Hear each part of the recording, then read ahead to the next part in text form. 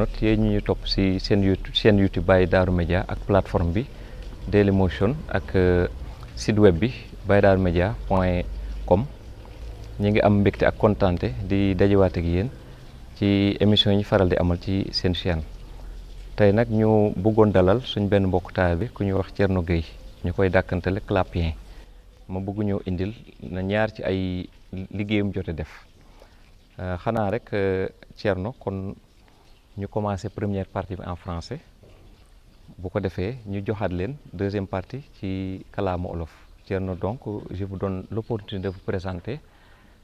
Allez-y. Bismillahirrahmanirrahim.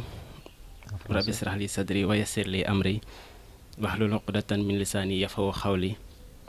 Hamdan li jil jalali wal ikrami summa salatuhu ma'a salami ala rasuli muddatal islami wa alihi wa sahbihi al ahlami. Donc merci Serigne Daouda. Et bonjour ou bonsoir, ça dépend. Bonjour à ceux qui nous suivent à travers Baye Darou Média. Et merci également de cette opportunité que vous m'offrez aujourd'hui pour que je puisse m'exprimer donc sur mes différents travaux. Merci à vous. Donc Thierno, si vous deviez vous présenter en quelques mots, qui est Thierno Gueye et pourquoi ce surnom de Thierno Clapien? D'où vient ce surnom? Thierno Gueye est avant tout un natif de Darou. Est un apprenti mouride. C'est quelqu'un qui a fait toutes ses humanités ici à Darou Mouhty. Aujourd'hui, je suis étudiant à l'université Gaston Berger de Saint-Louis, licence 3 de droit. Donc, pour te faire court, c'est ce que je peux dire donc de Thierno Gueye. Pour ce qui est du surnom Clapien, ça vient tout simplement lorsque j'étais au lycée. J'étais le président du CLAP, le club de littérature, d'art et de philosophie. Maintenant, Clapien, parce que je suis membre du CLAP. Donc c'est là où vient ce surnom-là. Donc vous, avec les lettres, c'est une longue histoire, c'est une histoire d'amour. Parce qu'en dehors de Thierno, l'élève l'étudiant, aujourd'hui, nous recevons Thierno, le poète. Donc la poésie, c'est une activité à temps partiel ou bien à temps plein, ou bien vous envisagez de le faire à temps plein, d'être un poète, au sens du terme. Merci. Comme vous l'avez dit, l'écriture a toujours d'abord été une passion, une vieille passion même. Parce que j'ai commencé, je me rappelle, à m'adonner à l'écriture depuis l'école primaire. J'avais l'habitude même de prendre, et d'habitude il y a certains amis comme Ousmane Diop qui me taquinent sur ça. Lorsque j'avais l'habitude d'écrire une lettre, par exemple, je prenais la peine de prendre un cahier de 32 pages, de le remplir pleinement. Donc ça montre comment l'écriture a toujours été une passion chez moi.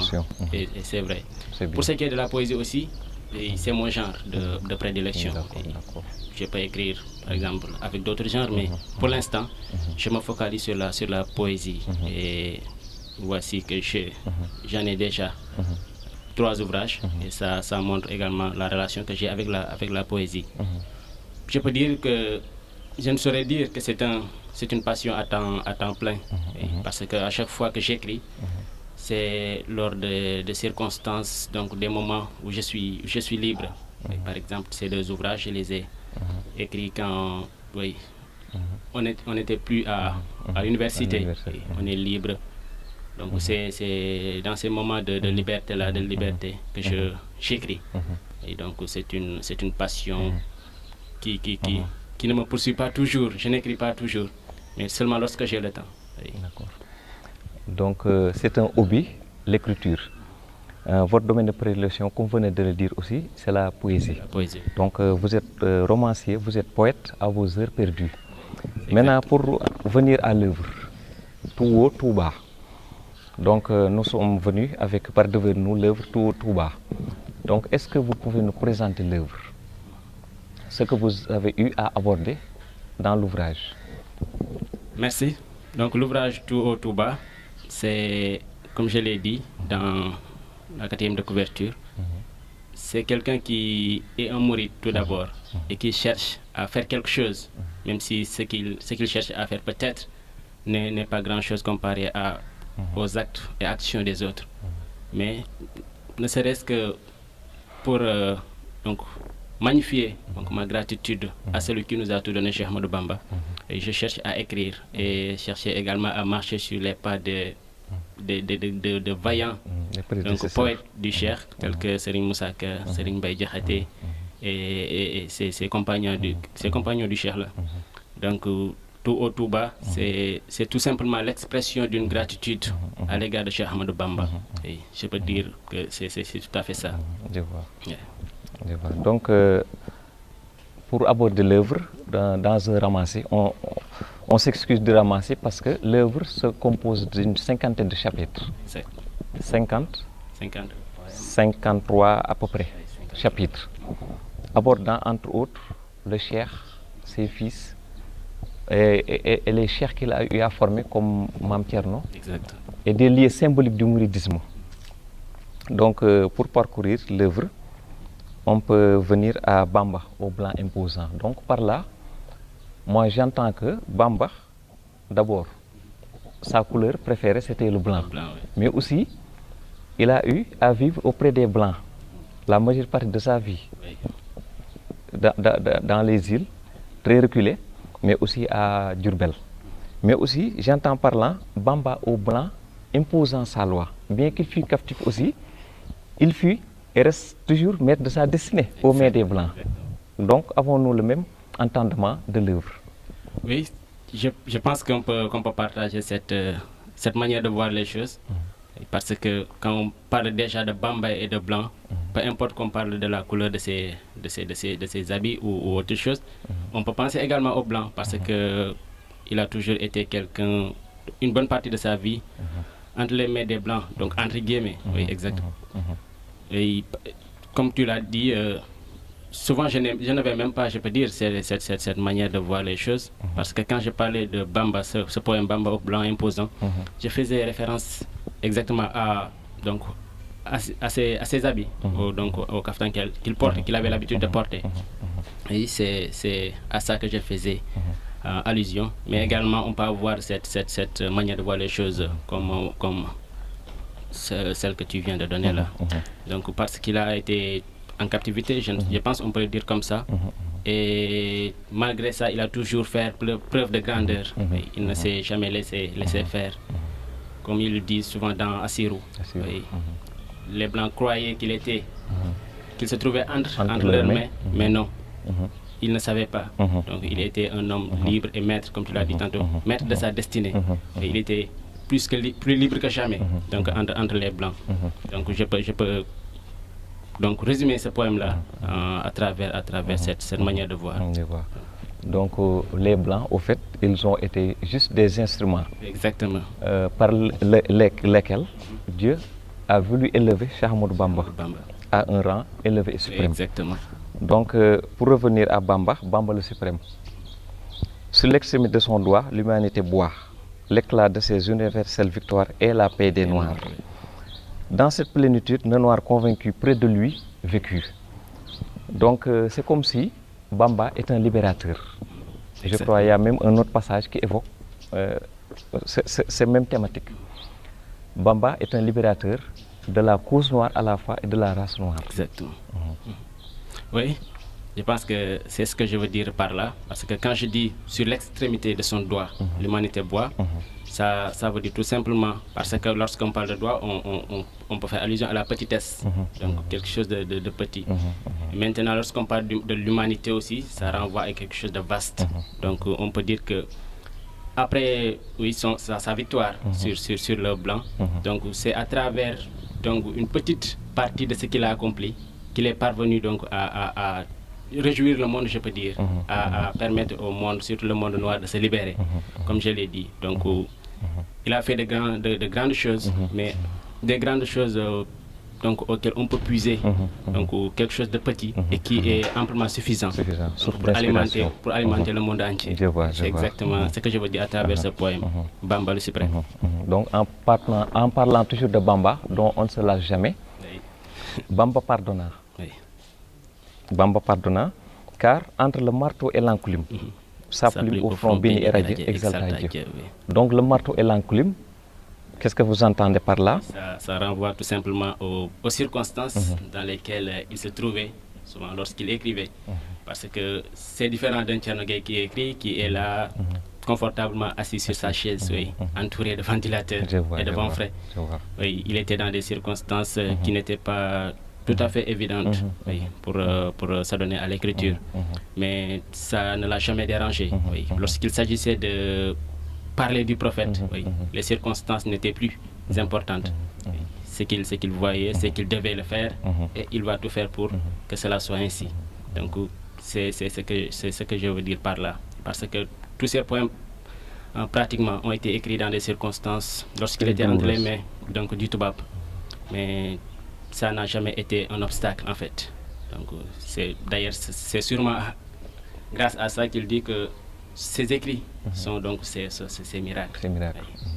Karamati Khatouyadi. Donc c'est ce que je veux dire à travers et malgré tout cela, Bamba pardonna. Malgré tout cela, mais sans haine, il priait et oubliait. Donc ça c'est le fort du musulman. Oui. Il pardonna. Il pardonna. Et on le sait déjà, parce qu'on dit souvent, Irham Jami, c'est ce qu'il avait dit, Irham Jami al-Wara, Yahari Yarada. Donc il montre tout simplement sa qualité d'homme de paix. Oui. Parce que souvent on nous parle d'ici et d'ailleurs de freedom fighters, ces gens, les Gandhi exemple, et autres, on nous les donne comme exemple. Et je crois qu'on a quelqu'un qui les dépasse tous, donc qui peut nous servir de référence et de modèle pour ce qui est du pardon. Parce que le pardon, comme tu l'as dit tantôt, c'est le fort du musulman. Le musulman doit toujours savoir pardonner et essayer seulement de se concentrer sur son Seigneur et également essayer de ne pas faire du tort à ses semblables. Et en parlant de Baqiya pour les profanes, parce que vous vous adressez à peut-être un soi-disant érudit du mouridisme. Mais si vous voulez vous adresser aux profanes, et l'impression juste que vous vous adressez aux profanes, à ceux qui n'ont aucune initiation au mouridisme, parce que vous parlez au monde entier. Pour résumer, Bamba, c'est le fondateur du mouridisme, donc qui a vécu toutes ces années en captivité avec le blanc. Mais Baqiya, qu'est-ce qu'évoque Baqiya? Parce que j'entends par Baqiya la félicité. Baqiya, sable qui a peur la guéhenne et qui sauve des âmes présentes et anciennes. Qu'est-ce que c'est que Baqiya? Donc, comme je l'ai dit tantôt, le recueil tourne autour du mouridisme. Donc, je n'ai parlé que du mouridisme. Donc, lorsque je parle de Baqiya, je fais exactement allusion au cimetière de Touba, même si d'ailleurs à la Mecque aussi, on a Baqiya là-bas où se trouvent les compagnons et la famille du prophète. Également, à Touba, nous avons actuellement Baqiya. Donc, c'est tout simplement chanter ces cimetières et de dire que la terre donc, de Baqiya est une préférence et une céleste préférence, je vais dire. Donc c'est une terre, comme vous l'avez dit, de félicité, parce qu'aujourd'hui on voit que partout les gens peuvent mourir, partout au Sénégal ou dans le monde, mais à chaque fois, de plus en plus, on voit qu'on les achemine vers Touba, et plus précisément vers Baqiya. Ça renvoie tout simplement à cette dimension de félicité que tu viens d'évoquer là. Donc, c'est ça. Et malgré tout, Bamba gagna. Bamba dominant sans épée, il restera la paix. Vainqueur, il revint sous l'escorte des anges, rejoindre Thierno, ô qu'il est digne de louange. Pour aborder Thierno et la ville de Darou Mouhty. On commence par Darou Mouhty. Vous dites que Thierno y trouva des félins enclins à tuer comme les lions, mais il restant sans couilles et millions. Si la tempête à Touba sonne, souvent il souffle le vent. Essentiel deux âmes à démêler leur corps, souffle le même décor.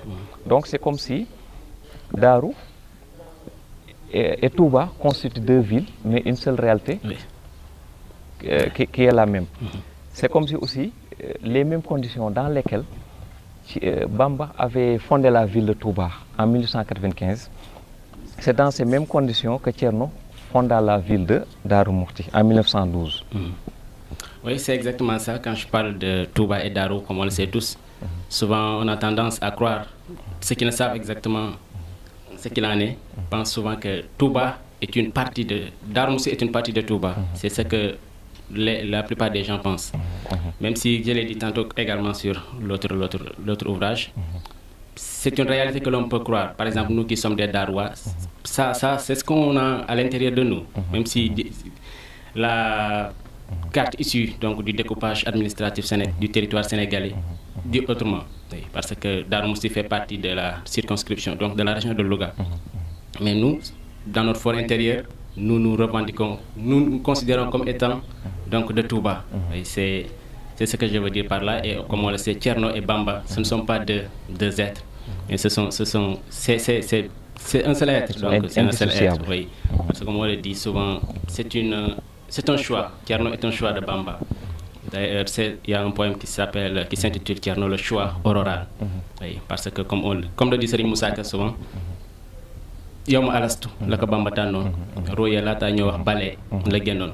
Pour dire tout simplement que le choix a été fait bien avant qu'on atterrisse ici dans ce monde. Oui, donc c'est cette proximité entre les deux villes que je veux évoquer. Donc pour résumer l'œuvre, on va dire que vous avez abordé en dehors de Thierno. Donc vous nous excusez pour l'appellation, c'est juste que la poésie qui nous impose cette loi.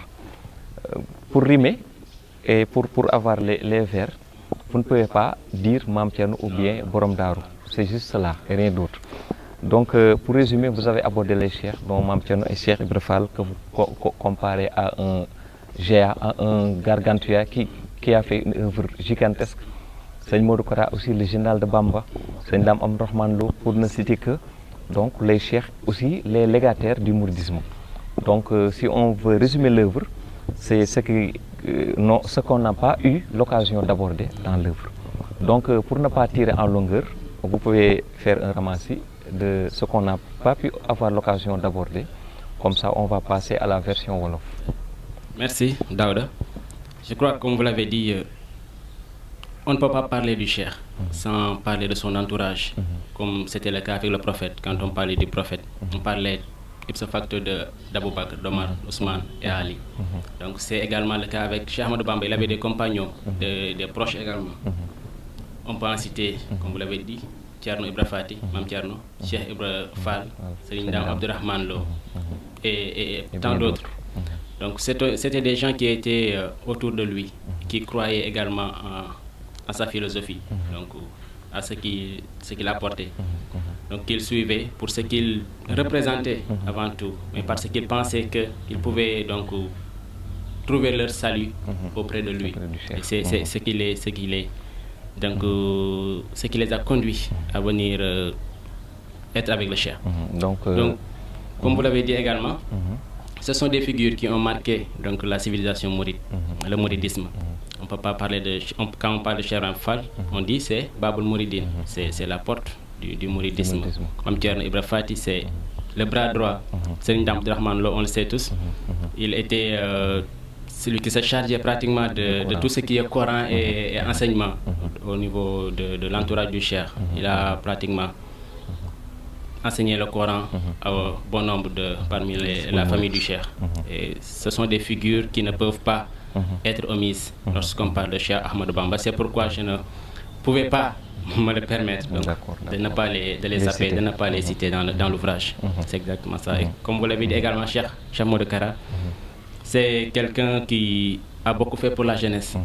Il a été toujours quelqu'un qui réoriente la jeunesse à chaque fois qu'elle était sur le point de dévier ou de s'adonner à certaines pratiques pas très appréciables. Donc c'est pour cette raison, parce que c'est une figure illustre également du mouridisme et qui est de la famille de Cheikh Ibrahim Borom Darou Mouhty. C'est pourquoi je ne pouvais pas ne pas l'inclure dans l'ouvrage. Je vois. Donc pour terminer, on passe le salut à Thierno Chikouri, son frère. Comme Moïse eut Aaron pour autre appui, Thierno Chikouri approfondit les puits. Thierno Chikouri, donc le petit frère à Seigne Modou Kara, pour terminer. Oui, comme vous l'avez dit, comme Moussa eut Aaron, parce que c'était un appui pour Aaron. Lorsque Moussa disait à Dieu de lui trouver un appui, quelqu'un sur qui il peut compter, par exemple, parce qu'il avait des difficultés de parole. Donc Dieu lui a fait d'Aaron, un prophète pour qu'il puisse être son appui. Donc lorsque je fais cette proximité entre Cheikh Modou Kara et Mam Thierno, également, on peut avoir cette comparaison. On peut avoir cette comparaison parce qu'il est quelqu'un, tout d'abord, c'est un lieutenant de Cheikh Modou Kara, quelqu'un qui a marché sur ses pas et aujourd'hui on le voit relation qu'il entretient avec la jeunesse, de plus en plus, les jeunes se retrouvent en lui. Et il leur sert de modèle, de référence. Et aujourd'hui, à chaque fois, vous voyez les va-et-vient incessants vers Shikori. Donc c'est quelqu'un qui, aujourd'hui, comme on dit souvent, c'est un trésor pour non seulement le mouridisme, mais pour également les Darois, surtout nous qui sommes de Darou Mouhty. Donc on n'a pas droit à l'erreur lorsqu'on voit ces genres de personnes à côté et qu'on peut s'inspirer d'eux. Donc c'est exactement ça. Donc on vous présente à nouveau l'œuvre pour finir. Touo Touba, un jeu de mots. Donc c'est deux mots placés tout à fait à côté, côte à côte, qui donnent l'impression d'être des contraires, mais qui sont au fait... un jeu de mots comme vous l'avez dit. C'est ça, tout simplement. Tout haut, on dit que Touba, la hauteur de Touba, Touba est haut, et pas autre chose. Donc Touba, il y a d'autres souvent qui préfèrent Touba, qui préfèrent que Touba vienne en avant et tout haut après. C'est pratiquement la même chose. C'est la même chose. Donc Touba, symbole d'élévation. Touba donc réédité dans les éditions artistes de MTN, qui est en réédition actuellement, est disponible. Est disponible à nouveau. Le précédent était épuisé, mais maintenant c'est à nouveau disponible. Disponible à nouveau dans des points de vente à Darou Mouhty. Donc on passe à la version Wolof. Merci pour votre attention.